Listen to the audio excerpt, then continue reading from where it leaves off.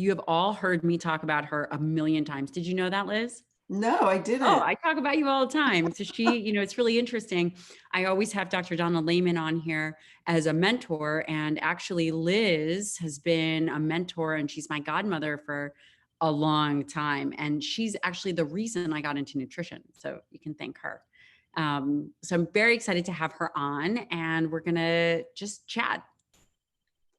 Sounds So, great. yeah. So, Liz, for the people that don't know you, um, I'm sure they'd love to know a little bit about you and really how you got started. It's so interesting. I think my mom was a wonderful cook, and she got me really interested in food and cooking and the beauty of food. And when I was in college, picked up a book by Ewell Gibbons, which was on foraging for wild food. And that led me into really studying herbal medicine. And I was a self-taught herbalist while I was in college, and I took all these independent studies on herbal medicines. And after I got out of college, I was teaching a course on herbs, and that light bulb just kind of went on in my brain. Well, wait a second. I don't even think I know where you went to college. Were you I, in Chicago at the time? no, I was in Colgate, at Colgate University in upstate New York. Okay. Anyway, and so this light bulb went on. It's like, I love herbs, but herbs aren't foundational.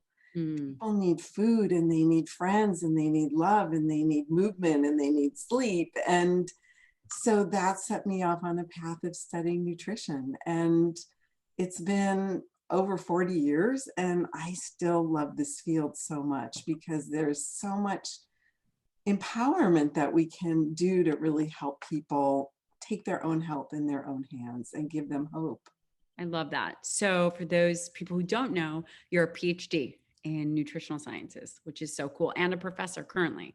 Yes, I'm a professor at Maryland University of Integrative Health.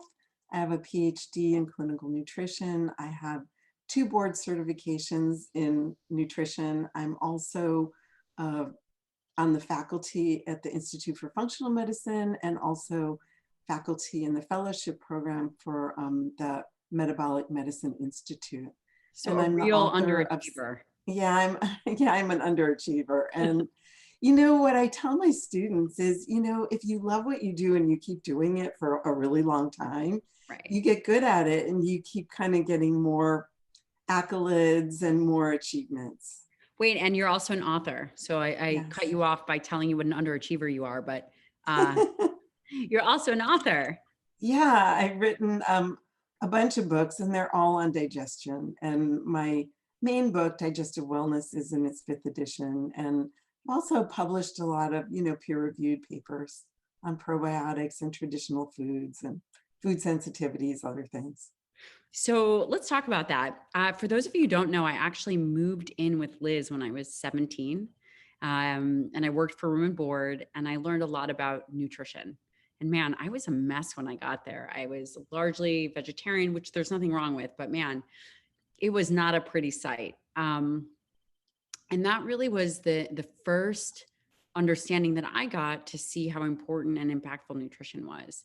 So you've been teaching and writing for a really long time. And part of that is you've now created a course, which you guys, I will link below, but how did you determine that digestion is so important? So there's the food aspect that lots of practitioners focus on, but then there's the whole other, the whole other spectrum, which is actually the physiological components of digestion.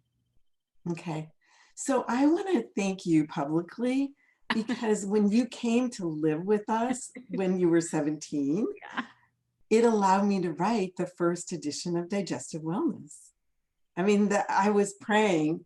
I said, oh gosh, I need help. And your mom called me and said, Gabrielle is graduating early. Can she come and be your au pair? And I'm like, well, I don't really need an au pair, but I need another me for sure. Yeah. And so you really allowed me and gave me that space to sit down and write a few hours every day, by playing with the boys, so who are now men. So thank you. You're welcome. Yeah. Yeah. It was so cool. Yeah. So why digestion? The reason why we eat in the first place is to get nutrients to every single cell in our body. And so we always start with like, what are people eating? And the average person, and we can talk about that, is not eating well. Right. But if digestion breaks down at any place, so if somebody can't digest their food well, or if somebody can't absorb the nutrients into their bloodstream well to get to the cells, if they can't get the nutrients into their cells and they can't get rid of the waste products, then people feel terrible on all levels. They And do. so if you're not well nourished cellularly, and this is your thing, which is about protein Yep. nourishment, right? So if we're not cellularly nourished, we're fatigued and we're depressed and we have joint issues and we start getting chronic diseases and our immune system doesn't work right. And so for me, and for, we always say, well, when somebody has complex health issues, start with the gut. Totally. And I would say that that is true. And what I do in my practice. So I do a lot of optimization and a ton of body composition. And when people, one of the other things I do is people come to me where they've already been to 14 other doctors, whether it's traditional, maybe it's traditional doctors or whoever it is. And oftentimes they have some kind of occult infection in their gut that's typically very hard to diagnose, which is so interesting that, you can have mold, and we were talking offline, you can have mold, but you still have to address the gut because you do have to address the elimination. And if there is, any kind of pathology there, whether it's malabsorption, like you said about nutrients, then the issues really start at that kind of foundational level. Yeah, and as a nutritionist, we always want to think about, well, what's somebody eating? But Right. you see in your own practice, and I used to see in mine, that sometimes people are living what we think is really an ideal lifestyle. They're eating well, they have good relationships, they're happy, they love their life, and they still feel horrible and I'm developing autoimmune disease and Right. all kinds of other things. And so, for, I would say, most people, if they just focus on the basics, they're going to feel amazingly different. But then we've got 20% of the population, they do all the right things and they still feel crummy. Right. And, I was reviewing your course because I think education is so important. And you had some really important aspects to the course, like you talked about SIBO, which is small intestinal bacterial overgrowth, and fungal overgrowth, and the different kinds of enzymes, and whether it's pancreatic enzymes or whatever it is needed, and that there's a lot of testing that can be done. So we now listen. Do we have great testing? I don't know. I don't know how great the testing is for a lot of these gut things. It just seems as if it's a moving target a lot, but we do have some capacity to test, and the better the data, the better the treatment capacity. Absolutely. So I don't know if you even remember, but we did one of those early stool tests on you when you were living with me. yeah, And the testing has gotten so much better, but yeah. it's still not perfect. But I'll tell you a story. I was working with a man who had ulcerative colitis, Mm, and we had worked on changing his diet, and he was taking supplements, and he was so much better, but he was still on steroid medications and right. biologics and was not feeling well. Yeah. And so we did a stool test, and what shows up but amoebas? Oh, it's interesting. The US stool tests are roughly 30% accurate. So he must have had a pretty significant infection. Even the DNA testing it's not great. I've actually found a institution in Africa that I use. Oh, Yeah, fantastic. because the guys that come back from deployment, if they're not getting better, and we've done GIFX, and we've done diagnostics, and they have all the signs and symptoms of a tapeworm, and it's just not showing up, like, or schistosomiasis or something really weird. Um, you know, what does they say? What is the saying? If it walks like a duck, quacks like a duck, it's probably a duck. But the testing is really limited It here. is. I had a client once, and he was an engineer. He is an engineer, and he made me this whole chart of this 21-day Mm, cycle. of like how he'd feel okay. And then over 21 days, all these things would happen. And that is the life cycle of a parasite. Totally. And we did a Totally. test through one lab, and I'm like, I don't believe this. Mhm. So I did just what you did. We ran another test through a different lab, and there it was. And it was mostly an animal parasite. Oh, interesting. Was he like a zookeeper or something? He wasn't, but it was an animal parasite and it was making him sick. And it probably wouldn't have made other people sick, but it made him sick. Mm. I would say that parasitology and parasites are really the elephant in the room, because bacteria is relatively easy to test for, but the amoebas, the helminths, I think that they're really a challenge to be able to identify because you have to get in the right life cycle. There's cyst forms, there's other, they have their own life cycle. It's interesting. It can be hard to catch, and one of the do you want to share some of the symptoms, the signs and symptoms of parasites? I can, or whatever you want. Sure. I mean, sure. Well, people have itchy butts. Yes. Itchy People butts, itchy ears, itchy, itchy anus, like wakes you up at 3 a.m, or all of a sudden you can't sleep. And it's the same yeah, time. I mean, listen, could it be hormones? Yes. Could it be stress? Sure. Could it be reactive hypoglycemia? Yes. But it yeah, can also be a parasite. yeah. In my book, I have a whole parasite questionnaire where people can look at it. People are having fatigue, they're having GI issues, maybe diarrhea, maybe Totally. bloody diarrhea. Yep. It's like bloody diarrhea, mucus in your stool, that is not It normal. is not normal. And I was listening to your course that you put on, and I was really happy to hear you say, because you are very herbal oriented and more natural medicine oriented. But one of the things that stuck out in your course is that you said for parasites, I don't recommend natural treatment. And yeah, I that, don't. that was great. Right. I don't. I've seen people who've come to see me and they've been using herbs for their parasite for a year Yeah, and they're still not totally. better. It's just, they just don't work effectively. And even the antiparasitics, sometimes people have to do 2 or 3 rounds Right. Totally. And I or two will or say, you three guys, types. yep. And I will say something else that is not really talked about is your partner has to be treated. And I learned this by trial and error because of the guys coming back from deployment. Oftentimes the SEALs aren't sick, but it's their wives or girlfriends that get sick. And I ran tests on them. We'd send their stool sample out or whatever it is, look at some of their blood work, their eosinophil count, identify some kind of parasitic infection with them. And lo and behold, you test the partner, the spouse, and they have it. The other thing is if you treat one individual, you really have to treat the other person. I mean, just think I about H. agree. pylori. Yeah. Yeah.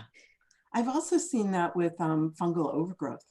Oh, interesting. I did not realize So that. I Tell me can about that. just tell you even a personal story was when I was much younger, I took birth control pills and they gave me chronic vaginal yeast infections.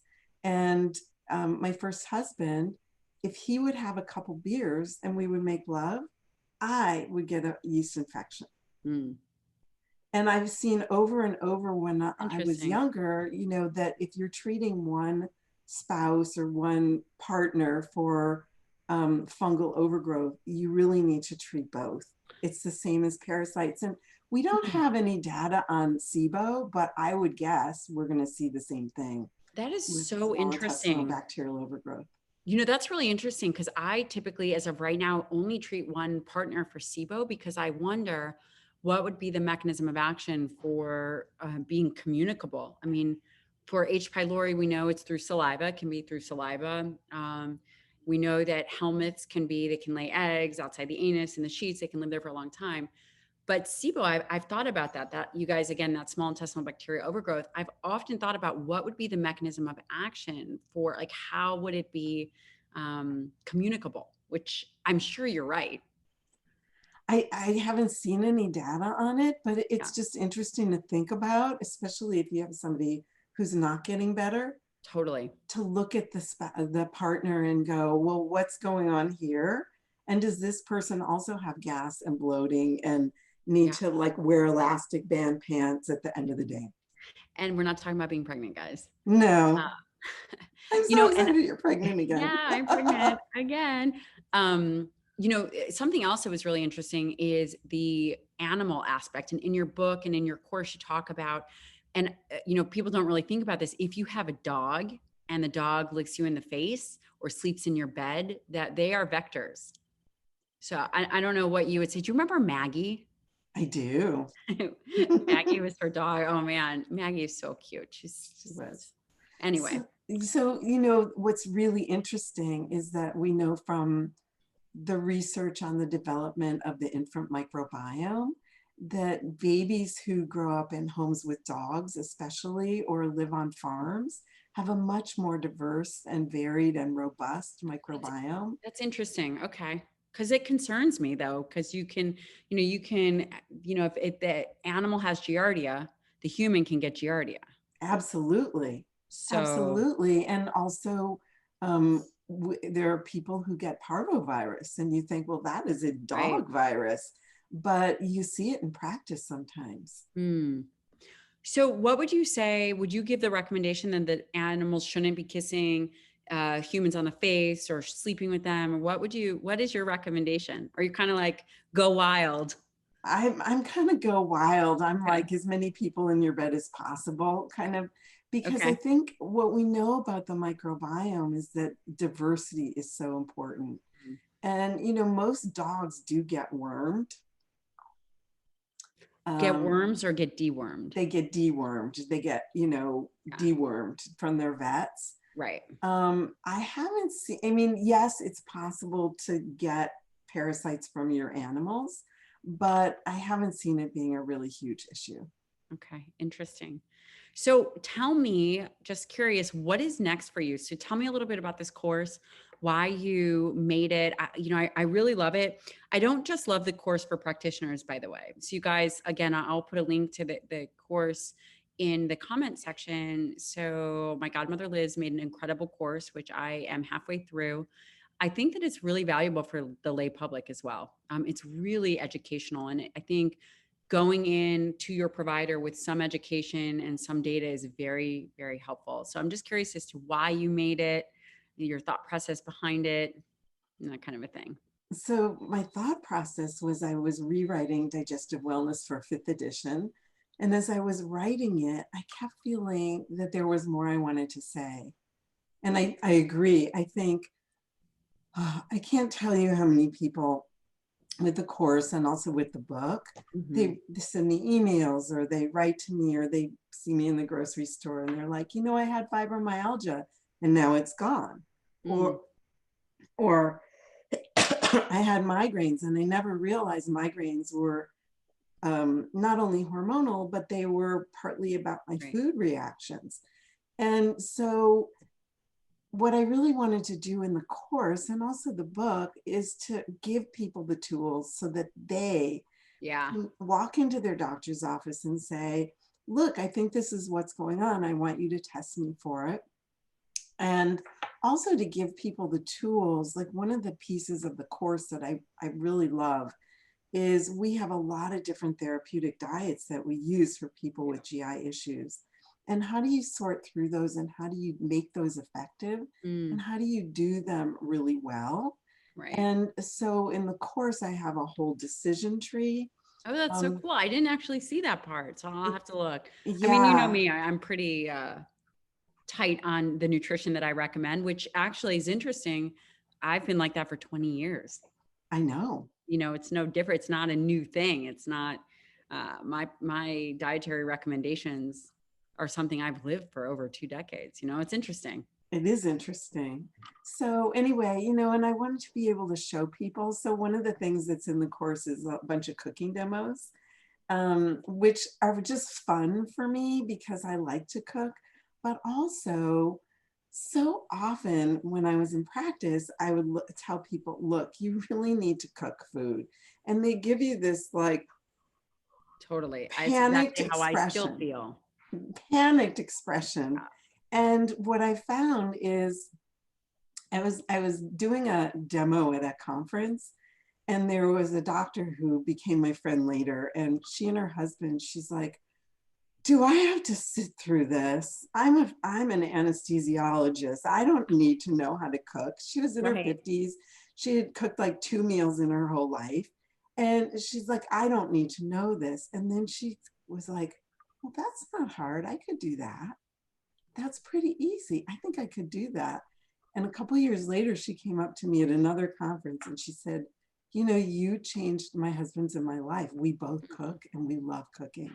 So there's cooking demos in there just to show you it's really easy. I am like a sloppy, lazy cook. That is so not, I do not think that is true at all. But I mean, I guess it's all relative. I just kind of throw things together and keep tasting it until it tastes right. But also there's all kinds of handouts that you can use, journals. There's a digestive health questionnaire that you can actually download, and we'll put the link up for it. It's called the Digestive Health Hmm. Appraisal Questionnaire. Okay. And it gives you 15 different domain areas that you can fill this out and go, oh, could it be gluten related? Right. Could this be enzyme related? Could this be liver gallbladder? You know, could I have SIBO or fungal infection? Yeah. You know, is this dysbiosis? And so kind of looking at all those, and again, you can take that into your doctor, Hmm. and that's just something we'll give you as part of listening to this. That is so cool. So tell me, where can people find you just in general?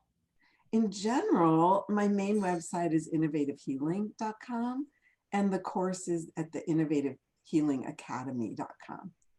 Now, And what about Facebook, Instagram? Do you have a newsletter, any of that stuff? you know, I don't have a newsletter, but I'm on all the social media, and pretty much it's just at Liz Lipski. I love it. Well, you guys, I'm sure you're going to want more and you're going to have questions. So put your questions below and I will get Liz back on to answer all of your questions. And if you like this video, please like it and share it. It means a lot that you're taking your time to watch it. I know how busy everybody is. So thank you.